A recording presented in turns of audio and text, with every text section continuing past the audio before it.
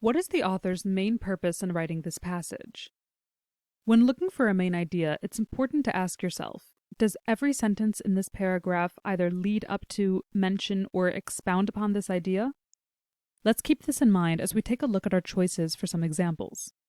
A, to suggest that flavonoids found in fruit and vegetables may slow down cognitive decline. We definitely see this idea reflected in the text.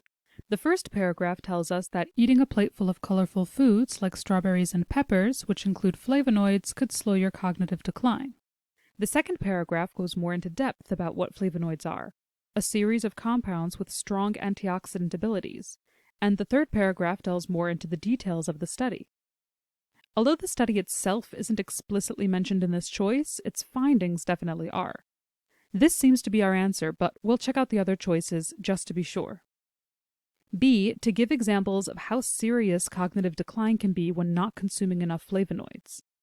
Although it's true that people who ate about 600 milligrams of flavonoids per day had a 20% lower risk of cognitive decline than those who ate only 150 milligrams per day, the passage doesn't supply us with any examples of how serious cognitive decline can be when not consuming enough flavonoids, as this choice is suggesting. This can be marked as incorrect. C, to suggest that fruits are superior to vegetables in flavonoid content, thus reducing cognitive decline better. The text simply tells us that flavonoids are commonly found in many fruits and vegetables, but doesn't comment on whether fruits are superior to vegetables in flavonoid content. This can be marked as incorrect. And D, to discuss the study findings which explain the causal relationship between flavonoids and cognitive decline.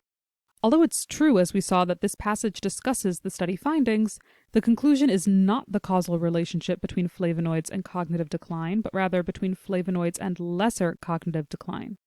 This can be marked as incorrect, and our original answer, choice A, can now be marked as our final answer.